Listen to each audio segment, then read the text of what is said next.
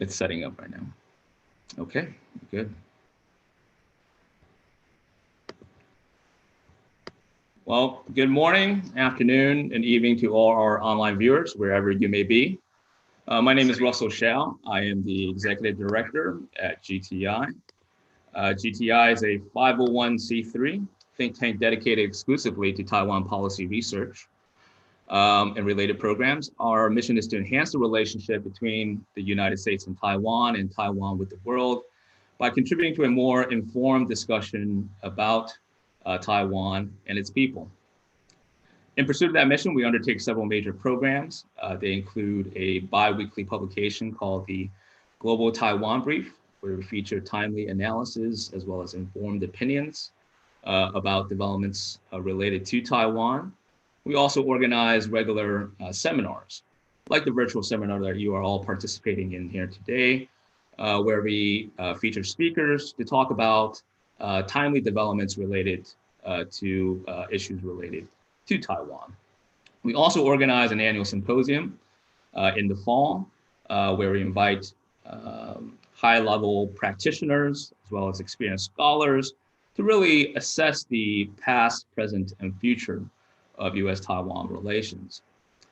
In addition to these policy research programs, we also have an academic program where we provide scholarships for academics in the United States, but not only academics, but people who are interested to conduct field research in Taiwan, an opportunity to do so, as well as for researchers in Taiwan to conduct short-term field research in the United States. In addition to these programs, we also have some cultural programs. If you're not already subscribed to receive our updates, you may do so on our website at www.globaltaiwan.org.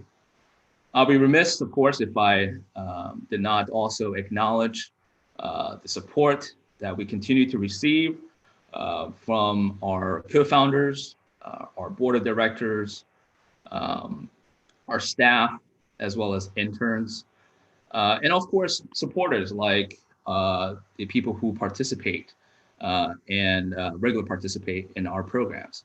So thank all of you for your support. Now, let's begin today's program.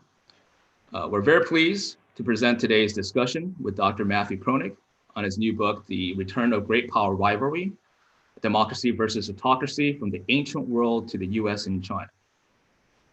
After several decades of unquestioned US dominance on the world stage, recent years have witnessed a return to the great power rivalry of the past. With authoritarian regimes in China and Russia on the rise, many analysts have predicted profound disruptions to the US-led international system. Our personal convictions aside, how do democracies and autocracies actually match up? Now, in this fascinating book, The Return of Great Power Rivalry, Dr. Kroenig challenges these predictions, arguing that democratic systems are uniquely prepared to confront authoritarian rivals. Now, Dr. Kroenig's book is especially timely now as policymakers grapple with the implications of the post-COVID-19 world order. Some leaders have praised China and the so-called China model for the country's handling of the novel coronavirus, and openly questioned the democratic model for handling this public health crisis. This book is also timely for another reason, and that's because the Alliance of Democracies, a nonprofit NGO based in Denmark, just held its 2020 Copenhagen Democracy Summit, in which Secretary of State Mike Pompeo spoke, but also Taiwan's president, Dr. Tsai Ing-wen, among other world leaders. Now, in her speech, President Tsai stated, and I quote, "What better way to show the world that democracies are willing to support each other in the face of rising challenges to our values? We should use the power of economics to strengthen our democracies," end quote. Now, there's some interesting points in President Tsai's speech that I would like to ask our author, Matt, to respond to later in our conversation. First, allow me to briefly introduce Matt. Matthew Kroenig is a professor in the Department of Government and the Edmund Walsh School of Foreign Service at Georgetown University. Dr. Kroenig is also the director of the Global Strategy Initiative and deputy director of the Scowcroft Center for Strategy and Security at the Atlantic Council. He has served in several positions in the US Department of Defense and the intelligence community in the Bush, Obama, and Trump administrations. Our conversation will last for about 45 minutes, and we'll leave the last 15 minutes for audience Q&A. Now, viewers may ask questions by using the chat function on YouTube or by sending an email to contact@globaltaiwan.org. Now, make sure to include your name and affiliation in your message. I'll repeat these instructions again later in the event. So let's start. Matt, I think the question that I like to ask all the authors that we try to feature at our events is really the inspiration and motivation for writing this book. So for the first question, why did you write this book? Well, first, Russell, thank you very much for having me. Thank you for the Global Taiwan Institute for your work and for supporting the event. And thanks to all of our viewers for listening in. I got the idea for this book really about 10 years ago. It was after the global financial crisis. And many people were saying, maybe this China authoritarian state capitalist model is better than the traditional model of open markets and politics in the United States. After the end of the Cold War, everybody assumed that it was the end of history, that capitalism and democracy were the only legitimate forms of government. But that started to change after the financial crisis. And as you and your viewers know, that's we've heard that refrain in the past couple of years as well, with the return of great power competition, with coronavirus. Wouldn't it be nice to be an autocracy that can pull a lever, get things done? None of this messy domestic politics gets in the way. And I was skeptical of this, and I was skeptical of it in part because I was teaching a seminar at Georgetown University, an advanced international relations theory seminar. And social scientists have really been obsessed with this question of, are democracies or autocracies different? But they tended to focus in kind of narrow areas. Are they better in finance? Are they better in international institutions? Are they better in making decisions on war and peace? And the consistent finding was, that it seems like democracies do better in a lot of these areas. And so what I do in this book really is kind of aggregate those findings up into a bigger argument about democracy versus autocracy and great power competition. And despite this conventional wisdom that autocracies somehow have the advantage, I argue the opposite, that democracies have really outcompeted their autocratic rivals from 2,500 years ago with the Greeks and the Persians, all the way up to the United States and China today. So it's a sweeping book. It was a lot of fun to write, and I hope people enjoy reading it. Well, let's dive right in then. And so what are the main advantages and disadvantages of democracies and autocracies for great power competition? And how do these features correlate in a balance of power? If you can, please, offer some examples that you provide plenty of in your book. You'll just quickly on the examples first. I look at 7 cases of autocratic versus democratic rivalries throughout history. Again, start with the Greeks and the Persians. Look at the rise of the Roman Republic against its various rivals, the Venetian Republic and the Italian Renaissance, the Dutch Republic in early modern Europe, the British and the rise of the British Empire, and then the United States, and look at them against all of their various autocratic rivals. And so some of the advantages we consistently see throughout history is democracies tend to be better at having higher long-run rates of economic growth. They tend to be better at economic innovation. The first, second, and third industrial revolutions all happened in open societies. International finance, democracies tend to be good at finance. People don't feel comfortable putting their money in autocratic countries. And the capital of capital, if you will, the center of international finance has always been in an open state, starting with the Venetians in the Middle Ages, to Amsterdam, to the city of London, and now to Wall Street. Building international alliances is a big strength of democracies, starting with the Athenians and the Delian League all the way up through NATO today. There are no real autocratic equivalents in the Warsaw Pact. The Russians, most of the major action was invading its own members. And in military affairs, democracies tend to make better judgments on issues of war and peace because they're exposed to more ideas. They're not surrounded by yes men telling them what they want to hear. And then another military advantage is they can actually focus on the enemy because they don't have to worry about repressing their own people. Today, China spends more on internal security than on its military. For the United States, it's 2-to-1 in the other direction. So if you just follow the money, the Chinese are more afraid of Uyghurs and of people in Hong Kong than they are of the Pentagon. So you add those economic, diplomatic, and military advantages up, and that's pretty substantial.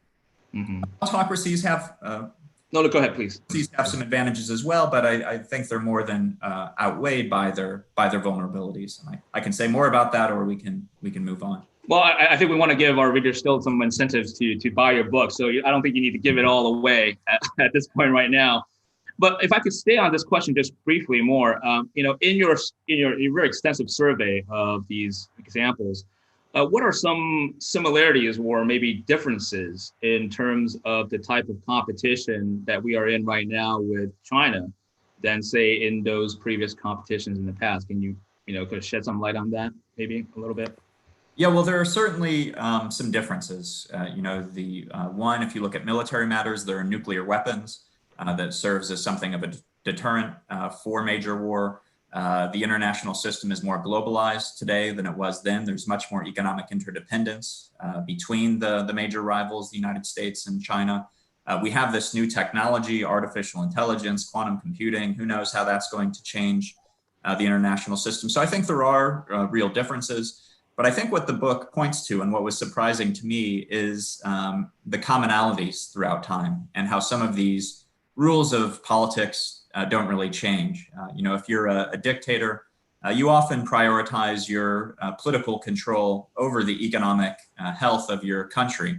And I think we saw that going back to the ancient world. And I think we see it today with some of the decisions that President Xi is making, stalling on promised economic reforms in order to centralize his control and the party control over the economy. So that's just one example, but I think you do see these commonalities throughout history that have to do with the fundamentals of these regime types that it would be a mistake to ignore today. Great. A long-standing tension in U.S. foreign policy, at least since World War II, has been how to deal with Russia and China. And you devoted 2 chapters of your book to addressing these 2 specific countries who are autocratic and totalitarian states. And just as the United States leveraged engagement with Beijing in the 70s and the detente with the Soviet Union, some analysts are now arguing, especially in recent years, that the United States should leverage Moscow in the great power competition with the PRC. Where do you fall on this debate? Yeah, you're right. There are people saying that just like we aligned with China against the Soviet Union during the Cold War, maybe we should do the opposite today and align with Russia against China.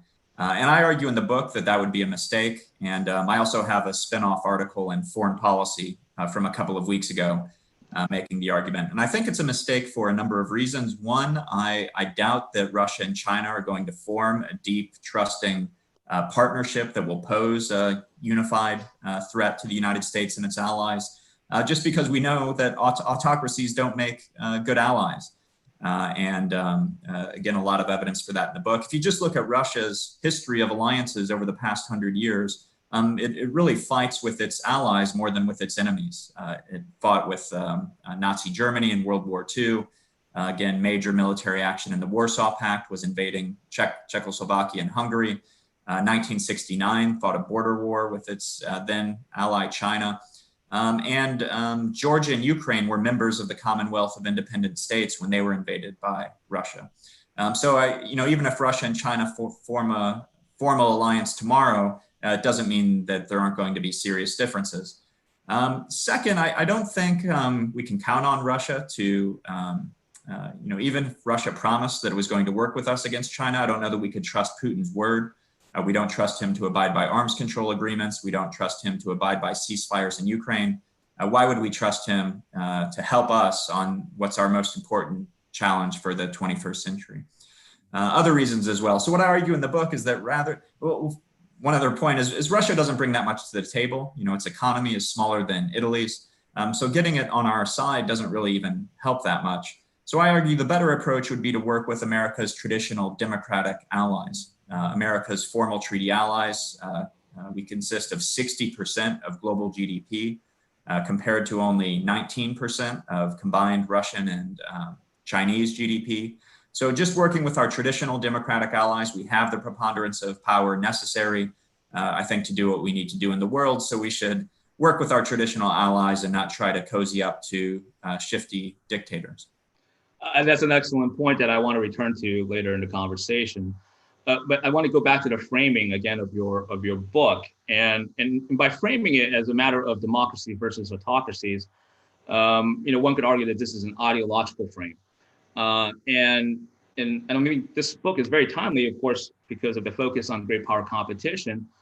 But in the 2017 National Security Strategy, which underscored this very point of great power competition, did not, at least in my sort of cursory reading of it, put a lot of emphasis in ideology as a component of great power competition. Do you agree that that is the case, first of all? And what role does ideology or ideological competition have or should have in great power competition? Yeah, I think that I think you're correct that many people, including these strategy documents, didn't really see this as an ideological competition. And I think that's a mistake. I think the reason why, though, is easy to understand, compared to the Cold War, where it wasn't just democracy versus autocracy, but it was also capitalism versus communism, Marx versus Adam Smith. The ideological element was maybe more important. But I think this is an ideological competition. And even if we don't see it that way, Putin and Xi definitely see it that way. Putin and Xi definitely see the spread of democracy as an existential threat. After all, if democracy comes to their countries, they're out of a job. And so they are working hard to prevent democratic alliances with the United States from coming up to their borders. They're trying hard, I think, to make the world safe for autocracy. And some people are saying, well, they're not really spreading autocracy. But I think that's debatable. China is helping countries with facial recognition technology and other things that will help autocratic leaders suppress their people. And they're both working hard to undermine democracy in the United States and to weaken democratic bonds. So I think this is an ideological competition, and we do need to view it as such. Also, I think because this helps the United States. If we're going to countries around the world, and they see this as just two great powers duking it out, maybe they don't want to get involved. But if you say, no, this is more fundamental, this is about freedom versus tyranny, you don't want to be, you do want to take sides in this debate. What kind of world do you want to live in? What kind of society do you want for your people? And if you like freedom, then you should be rooting for the United States and its democratic allies. You don't want to live under an autocratic sphere of influence dominated by Russia or China. I think it's just a good segue to return back to your earlier point about working with traditional allies. And I think I already know where you stand on this issue, but just to sort of underscore the point here, the former Defense Secretary Robert Gates also recently published a new book on leadership, and in an event that he spoke at a think tank featuring that book, he mentioned that he thinks that the promotion of democracy should be at the heart of U.S. foreign policy. I think from what you just said earlier right now, you seem to agree with the former Defense Secretary's recommendations. But further on to that, is it in your view, is it time now to rekindle the idea of a league, concert, or coalition of democracies? Yes, good question. I think after the Iraq War in particular, democracy promotion had something of a bad name, that people thought of democracy promotion as something that's only done at the barrel of a gun. But, one of the things that was striking to me writing this book is how often regime change has been an element of great power strategy. Democracies try to replicate their regime types within their sphere of influence, autocracies doing the same. And again, it starts with the Greeks and the Persians, and Athens promoting democracy, and Persia trying to undermine it. So this is a recurring part of international politics. And so I do think democracy promotion has been a part of American strategy since 1945. It's no accident that the parts of the world that are in formal defense alliances with the United States are also the most democratic parts of the world. And I think it should continue going forward. In terms of a League of Democracies, I think that makes a lot of sense. If you look at America's alliance relationships currently, it is pretty regionalized. We have the NATO alliance, which is focused on Europe, and then we have these series of bilateral alliances in Asia with Japan, South Korea, Australia, close security partnership with Taiwan. In a previous era, that might have made sense, but we're living in a globalized world now. The challenges that China poses to the world are similar in some ways in Taiwan and Australia, as they are in Germany and Sweden in terms of infrastructure investment, Confucius Institutes and other things. So the free world, I think, is facing common challenges. We're starting to coordinate on some of the policies we might want to put in place to deal with this. But so far, it's been kind of ad hoc, and the coordination has been kind of coalitions of the willing when you need it. And I think it would make a lot of sense to have a standing body of leading democracies, or maybe multiple standing bodies of leading democracies from around the world that regularly meet, come up with kind of common threat assessments and coordinate on common strategies and approaches for dealing with autocratic challengers like Russia and China. Well, since you brought up NATO, some have called for, and I think former senior officials have openly called for the creation of a NATO-like structure for Asia, and for many historical reasons, it hasn't happened in the past. In your view, is it time to create a sort of a NATO for Asia? Why or why not? Well, I think if I could wave a magic wand and create one new entity, the first one I would create would be the D10. And this is an idea that's floated around for a while. It's starting to gain some traction. But basically, it's the G7, but then you add in South Korea, Australia, and then according to the formulation, either the EU or India. And so it's the 10 most important democracies in Europe and Asia. And so it wouldn't be a political or it wouldn't be a military alliance, probably more of a political body that meets to coordinate on economic policy, broader political diplomatic strategy. Over time, maybe it could have a military component. But I think something like that would make the most sense as a first step. Over time, I do think it makes more sense to have multilateral defense cooperation in Asia. I think it's one of the reasons that NATO has been so effective. And if the United States could bring its democratic allies in Asia together in a more multilateral defense alliance, I think that could make sense. And we may be seeing some moves in this direction. We've seen the Quad, for example, start to get some traction.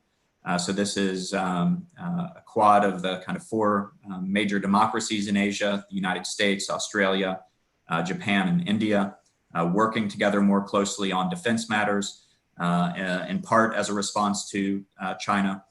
So we may already be seeing the beginnings of a more multilateral defense framework for the Indo-Pacific. We talk a lot of big ideas, and I think you raise a lot of interesting new ideas in your book. But one of the sort of, I think, the big overarching sort of question that hangs in a lot of people's mind as they think about this sort of new paradigm that we're in is, do you think the United States is in a, quote, new Cold War, end quote? That's been getting a lot of sort of debate in our foreign policy communities. Yeah. What do you think? I think it depends on what you mean by Cold War. Mm-hmm. If what we mean is that the United States once again faces a near-peer competitor, a serious great power challenger, a challenge that could lead to World War III, a war that maybe the United States could even lose, then I think the answer is yes. This is a serious competition. And we've seen these kind of great power rivalries almost continuously throughout history. And then after the end of the Cold War, we had this remarkable 25-year period where the United States didn't really face a major competitor. And so I think that 25-year period of US dominance is over. We do again face a major rival.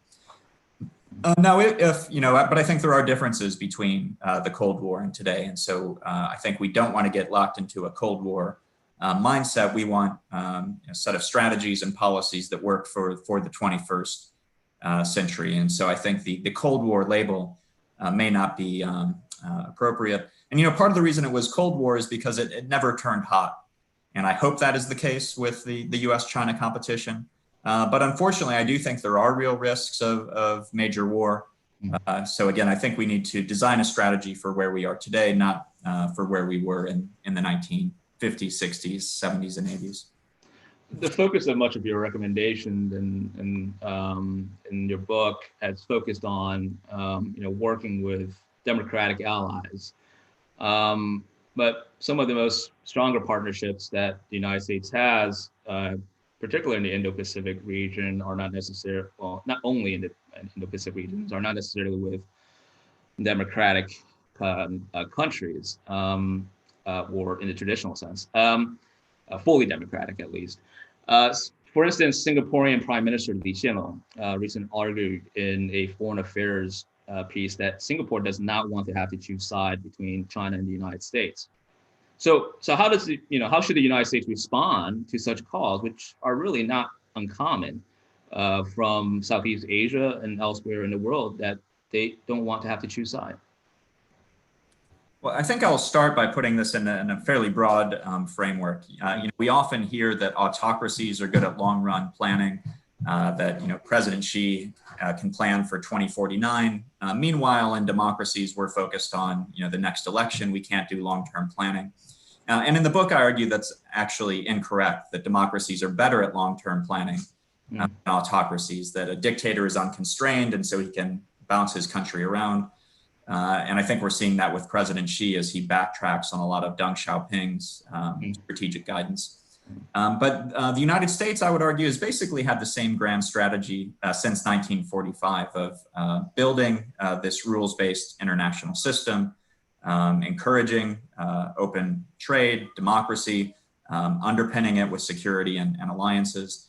And so, when it comes to countries like Singapore, I think the United States wants these countries to be members of this rules-based system, to cooperate with them, even though they're not consolidated democracies. According to Freedom House and other measures, they do participate in the system in a constructive way, economically and otherwise. And really the challenges to the system come primarily from a couple of states: Russia, China, Iran, and North Korea. And so I think the United States does want to work with these other countries where it can. And when it comes to choosing, I think the United States policy shouldn't be to force countries to choose. But I think we also need to be clear about what we see as the threats that these countries pose. I think our strategy over the past 70 years has provided remarkable peace, freedom, prosperity, and that if countries value that system, then they need to be clear-eyed about the challenges that China poses, and work with the United States and like-minded states to defend against those challenges, impose cost on China where it refuses to play by the rules. Because I think that's the only hope of saving this system that's worked pretty well for Singapore, for the United States, for Taiwan, and even for China. There seems to be an issue, if I may just point out here, of scale in terms of a favorable balance of power between democracies and autocracies, especially obviously for great power competition. Is this an issue in your view? And perhaps what should smaller democracies like Taiwan do in the face of such an overwhelming force, such as authoritarian China? And what role do you see smaller democracies like Taiwan have in this framework of great power competition? Yes, well, when I first started the book, many people said, well, you're focusing on the great powers, but why not do a study on Israel or Japan or other smaller democracies? I thought about that hard, and in the end decided not to do that, because I think the context for smaller democracies or autocracies is really often set by the major power democracies or autocracies. And so given the issue I was interested in, great power competition, I think it did make sense to focus on the major powers.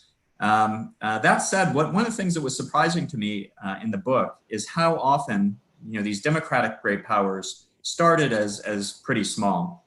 Athens was an unremarkable city-state, transitioned to democracy within 50 years, was the leading state of Greece. The Roman Republic started as a small republic on the Tiber River, within a couple of centuries controlled the entire Mediterranean basin. And so you do see this remarkable growth, explosion of power in many of these democracies. The United States is another good example. The United States was a smattering of colonies under the British Empire, gained its independence and established a global empire of its own. And so in the book, somewhat intentionally provocatively, I argue that Taiwan's long-term prospects may even be better than the CCPs, that we have seen these small democracies go from being small to being leading superpowers themselves and even overthrowing what previously had been more powerful autocratic rivals. But when it comes to Taiwan's strategy in the near term, I think that we are seeing the geopolitical fault lines harden around this autocratic democratic divide. And I think the United States is quite committed to the security of Taiwan, to making sure that China can't change the status quo through the use of military force. And so I think the best approach for Taiwan is to continue on its current course, continue to develop partnerships with leading democratic countries like the United States, and stand for its values against China. I mean, we've seen what the CCP does in Hong Kong and in other places. And so I think Taiwan coming under the sphere of influence of China isn't something that would be good for Taiwan, isn't something that would be good for the rest of the world. Tying back to the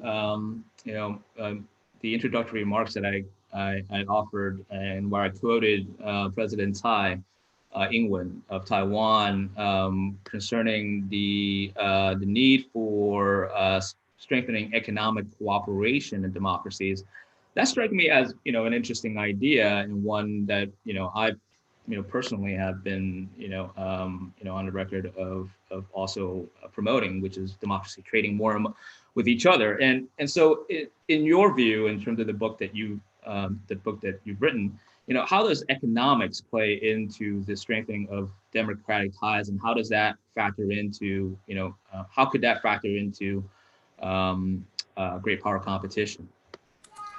Well, I think economics are incredibly important. And Cicero said that money are the sinews of war. And so economic power, is really part of a country's base of political and military power. And I do think democracy should strengthen ties in a number of ways, including economically. I mean, if you look at one of the major challenges that China poses, it is an economic challenge. It's subsidizing its companies. It's gaining these unfair trade advantages through intellectual property theft and other means. And, really the global trading system set up by the United States and its allies at the end of World War II, deepened after the end of the Cold War, was really kind of predicated on an assumption that countries would, for the most part, play by the rules. And so the problem we have now is that China is systematically preying on this trading system. And so I think we need a coordinated economic strategy among the free world to push back and impose costs on China for its unfair trading practices. And I think there are a number of ways we can do that, have more common standards in terms of intellectual property theft and preventing Chinese investments into sensitive areas. And when it comes to the trade dispute, it's one thing if the United States gets into a trade war with China. I think it's much more powerful if it's the EU, United States, Japan, Taiwan, Australia, others all on one side of the table against the CCP. Much harder for them to ignore that kind of show of strength. Now, I have several questions that I'm still prepared. I'm going to ask Matt, but just for our audience members, just a reminder that we will be leaving around 15 minutes at the end of this session for audience Q&A. So if you have not already submitted your questions, you may do so at contact@globaltaiwan.org, or use the chat function on the YouTube site, which should be on your right hand on the right side of the screen. And make sure to list your name as well as your affiliation when you do. So returning to a theme that you also had mentioned earlier, which is about trust. And this seems to be a recurring theme that runs through your book about sort of the asset that democracies have. So more specifically, what effects do trust have for ideological competition and also for the implication of China to be able to lead? Yes. Well, political scientists write about something they call credible commitments. And so, we have very few laws of political science, of international relations. But one of them, I think, is that democracies are more likely to sign international agreements and much more likely to comply with them when they do. And, the reason political scientists say is not that democracies are somehow more moral, but just that they're more constrained by domestic political institutions. So it's harder for them to get out of agreements, whereas autocracies have a much easier time cheating on agreements or pulling out. Just one empirical example here. I'm an expert on nuclear weapons policy. The Nuclear Non-Proliferation Treaty is sometimes considered the most important treaty in history. And if you look at that, you've had democracies who've signed the treaty and complied with it. You've had democracies who decided that they wanted to build nuclear weapons, like India and Israel, and so they decided not to sign the treaty. Never has a democracy signed that treaty and cheated. On the other hand, autocracies have signed the NPT and cheated by building secret nuclear weapons programs 7 times: Iran, North Korea, Iraq, Libya, others.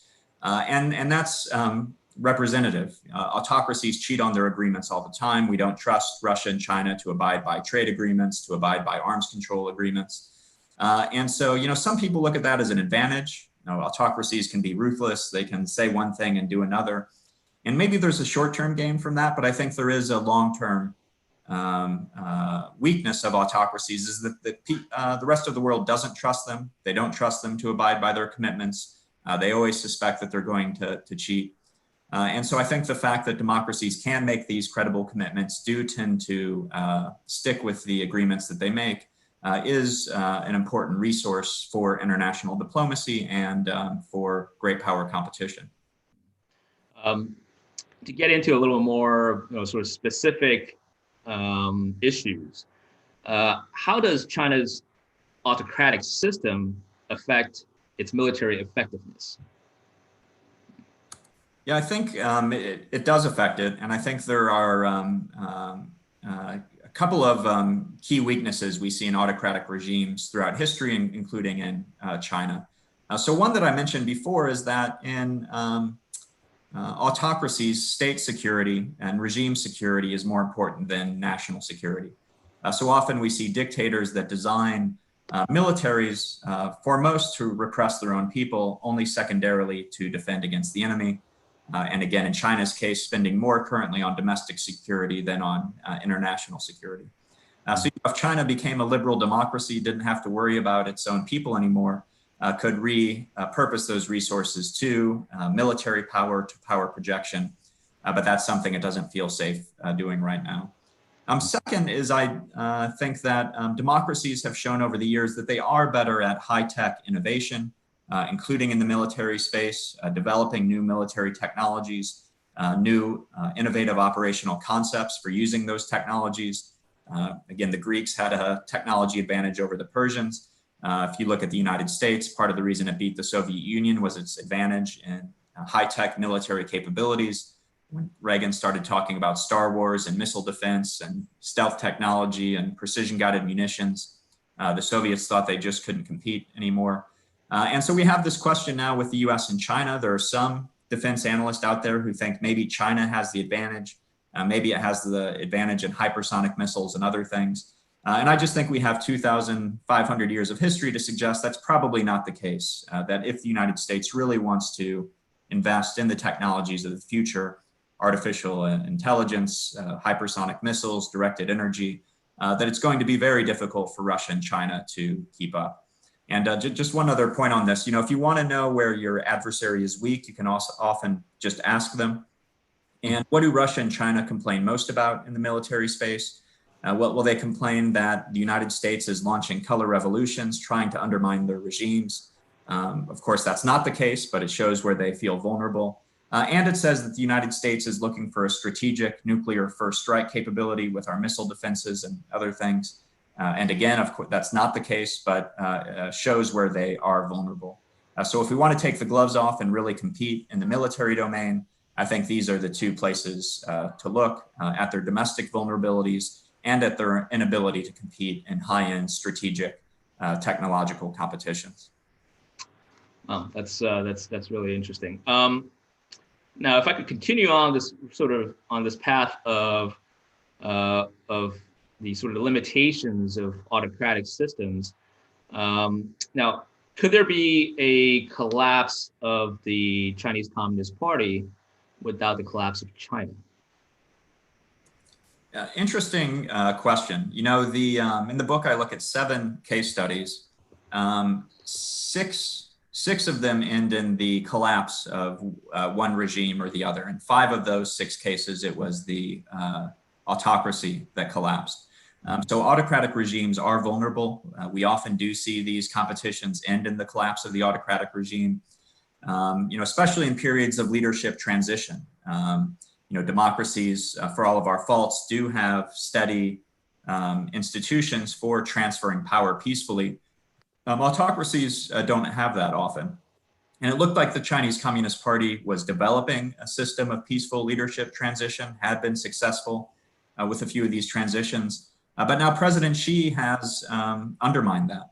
President Xi, by changing the constitution so that he can be eliminating term limits, means that the only way he leaves office may be in a coffin. And so, when he dies, who's the next leader? It's not at all clear. There could be a smooth transition, but it could also result in a Chinese civil war. I think that is a likely way that this competition ends, is it's the end of the CCP. Does that mean a collapse of China altogether? I think that's hard to say. We could see something like what we saw in Russia, where the country hangs together despite the collapse of the communist regime. But you could also see a civil war, which we have seen, within the past 100 years in China. So not out of the question. So a lot of variability in terms of how this could go. Shifting back to the sort of the U.S.-China dimension here, another ongoing debate that's been playing out quite visibly in the media as well as in foreign policy circles is whether or not the United States should, quote, decouple, end quote, with China. What do you think about that? Yes, well, one of the things that's unusual about this competition, as I mentioned, is how tightly intertwined the U.S. and the Chinese economies are.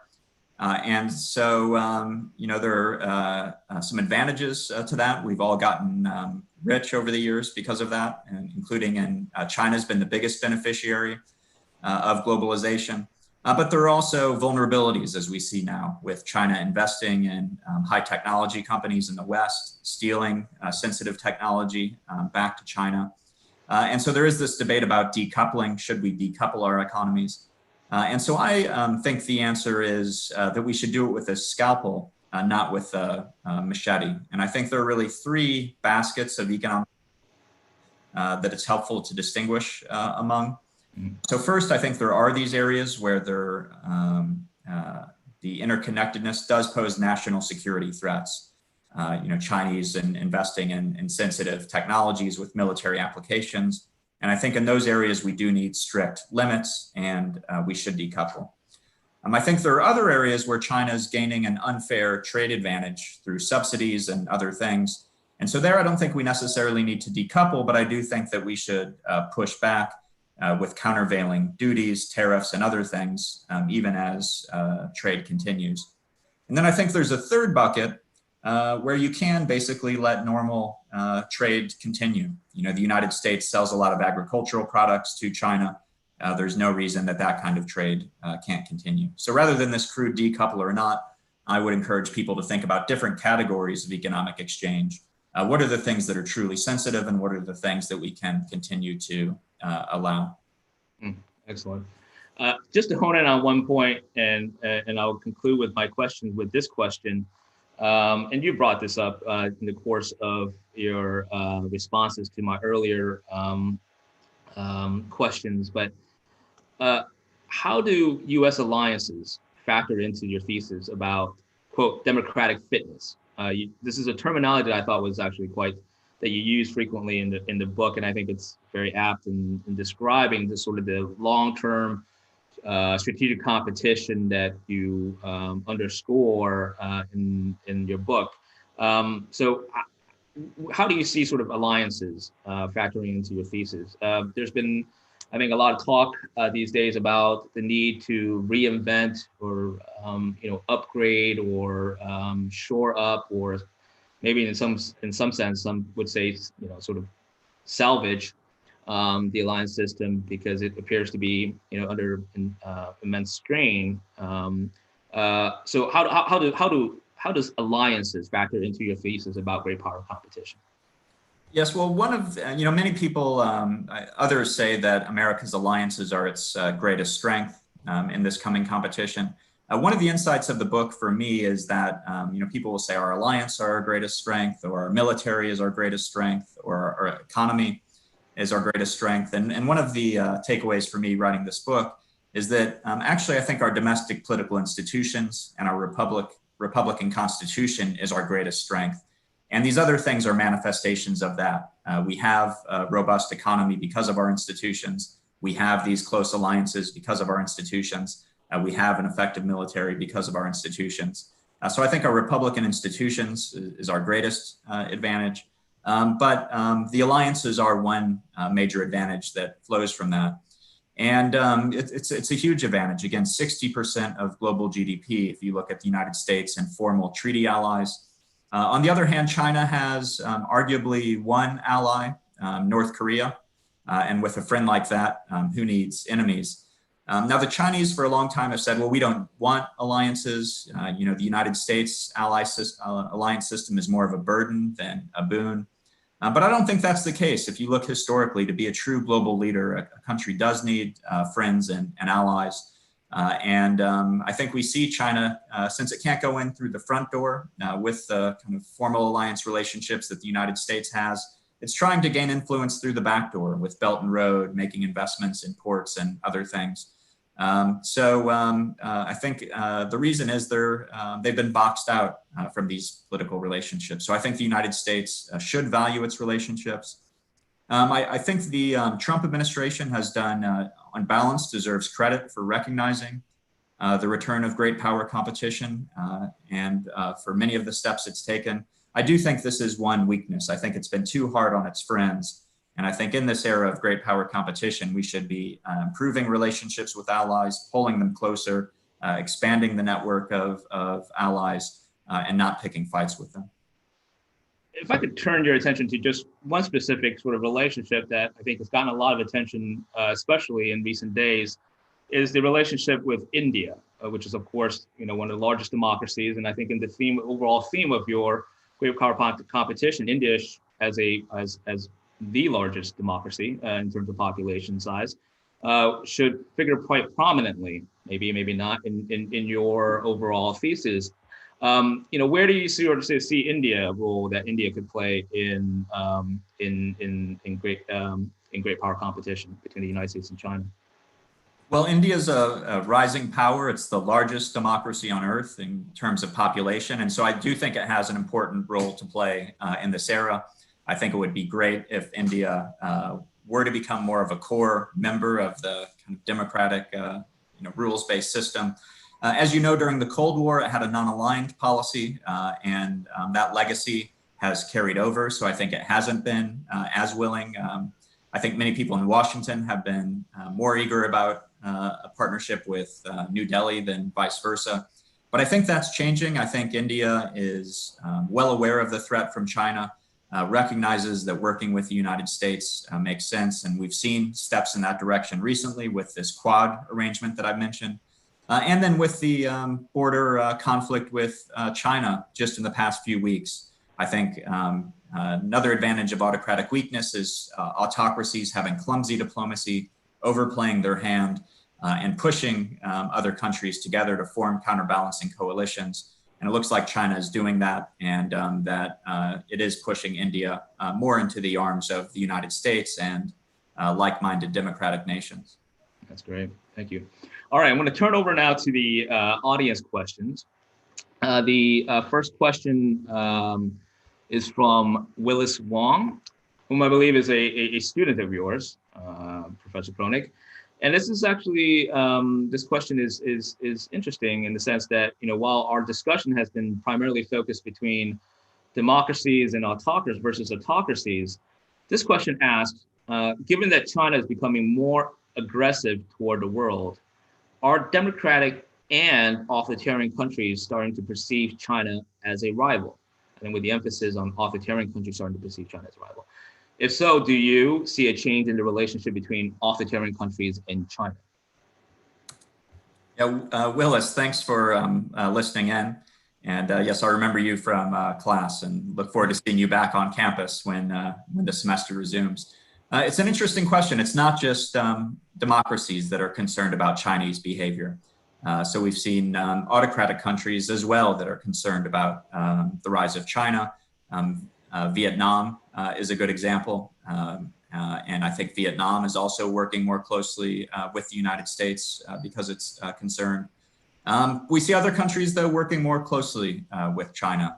Russia and China, I think, is a good example. They have a shared threat perception of the United States and the democratic world order, and so are collaborating in ways that are concerning.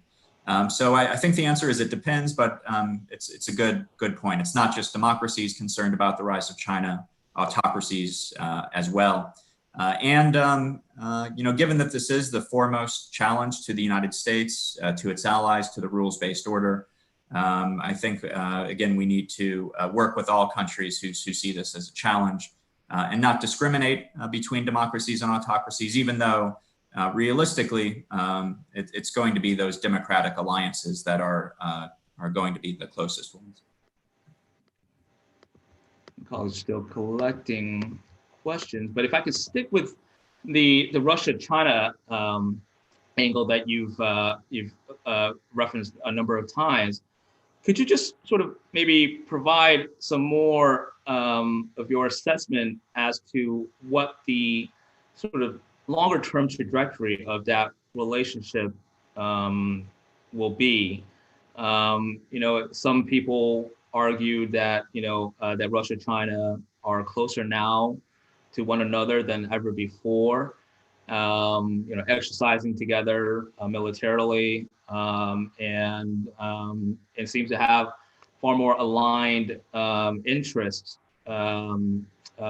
especially with regards to, sort of keeping U.S. out of their respective sphere of influence.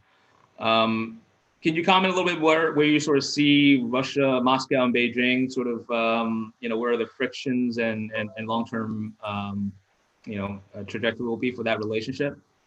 Yeah, so the U.S. Director of National Intelligence last year said that Russia and China are working more closely together than any time since the 1950s. So this is concerning, and we are seeing more strategic alignment, not an alliance, but alignment. I think they do have this shared threat perception of how the democratic world threatens them. They are cooperating in military matters, as you point out, joint weapons production, military exercises in both Europe and in Asia, a blockbuster $55 billion energy deal. So there is increasing cooperation. On the other hand, there are real differences. So I'm an expert on nuclear weapons policy. My Russian colleagues have sometimes said that the reason that they are building intermediate range nuclear systems is not for NATO, but because they realistically still need to deter China.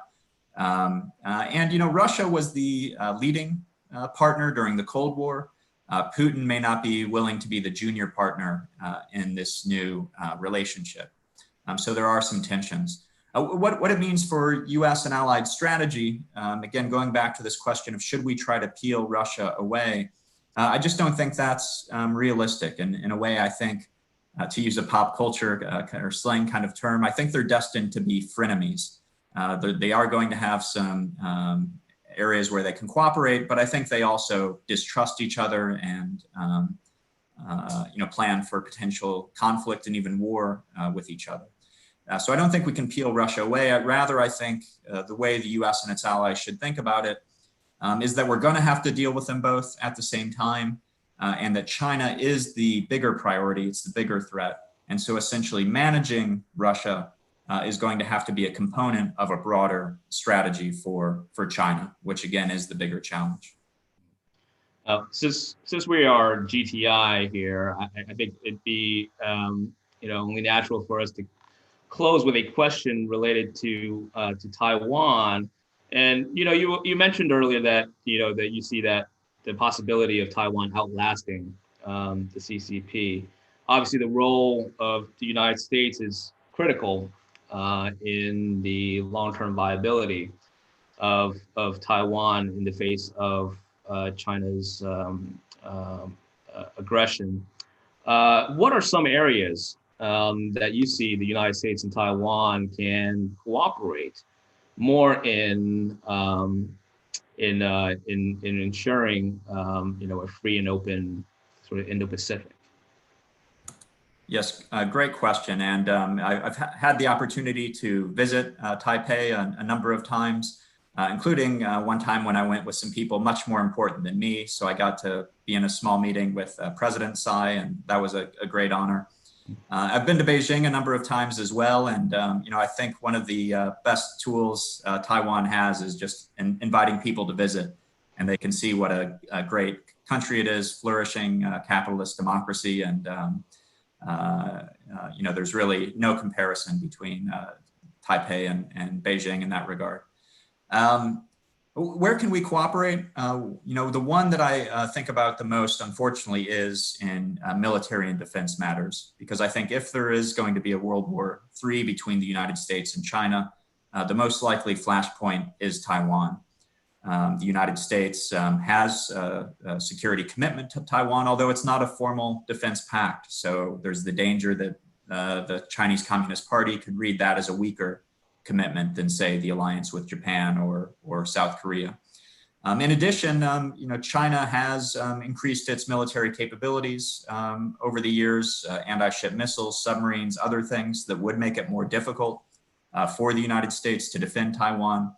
So this is the first area where I think the United States and Taiwan should cooperate more, coordinate more closely on defense strategy, on capabilities, make sure Taiwan's developing capabilities that's going to make it hard for the CCP to use force against it.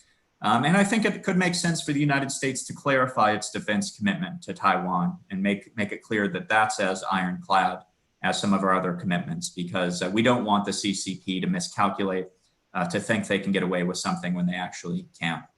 So I think that's the highest priority, but I think there are other ways that we can cooperate as well. And economically, I think diplomatically, Taiwan with its kind of looking south diplomatic strategy, I think that could be a real advantage if Taiwan can develop better relations with countries in Southeast Asia as a way to try to bring them into the fold of the kind of democratic world order. So I think there is a cultural exchange, obviously, is another important area. So I think there are a lot of ways that Taiwan can work with the rest of the world, but unfortunately, I think defense and military is the place where the United States and Taiwan should be working together more closely. Matt, thank you very much for your time. We've exhausted the hour that we've allocated for our conversation today.